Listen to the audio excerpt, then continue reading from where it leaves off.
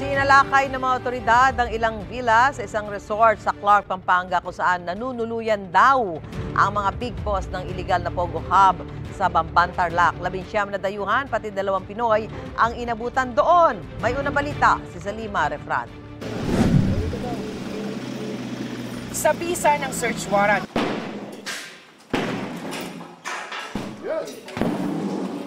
sunod-sunod na pinasok ng pinagsanib na puwersa ng PNP SAF, PNP CIDG, DOJ IACAT at Presidential Anti-Organized Crime Commission o PAOK ang 5 villa na ito sa isang resort sa Clark sa Pampanga.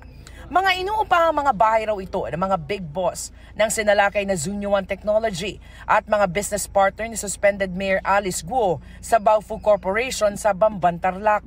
Wala sa kanyang villa ang Chinese fugitive na si Wang Jiang. Pero kapuna-punang ang villa niya lang ang may sariling gwardya na may mataas na kalibre pa ng baril. Nakakulong naman sa Singapore para sa money laundering sina Zhang Rujin at Bao Yinglin. Pero nakita ang ilang mga dokumentong nakapangalan sa kanila sa isang villa. Iba bukas pa yung mga aircon nila, iba bukas pa yung electric fans. Yung iba mainit pa yung mga tea. So siguro baka natunugan din nila yung pagpasok natin. Maliit na lang ang mundo nila. Tingin ko anytime mahuhuli rin itong mga to.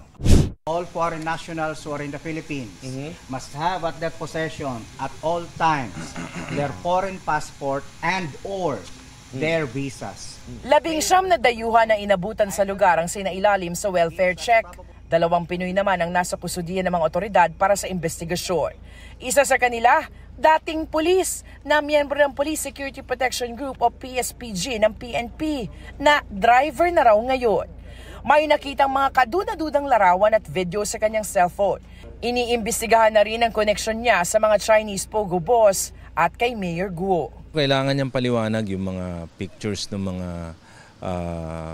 like yung mga tinotorture and then pictures ng mga isang insidente ng pamamaril. Deklarasyon ng iba dito, nakikitang nagsisecurity daw siya kay Mayor Alice Guo. Siya yung nagpo-provide ng security but of course iimbestigahan pa talaga natin. Ay, hindi po.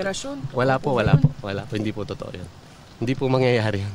Hindi ko po gagawin yan. Wala po akong idea sa mga ganun. Kasi yung boss nga po namin dito, pag pumunta rito once a year, twice a year, ganun. Bantay sarado ng mga otoridad ang mga compound habang patuloy na hinahalughog ang mga villa. Sinisikap pa namin kunan ng pahayag ang pamunuan ng resort.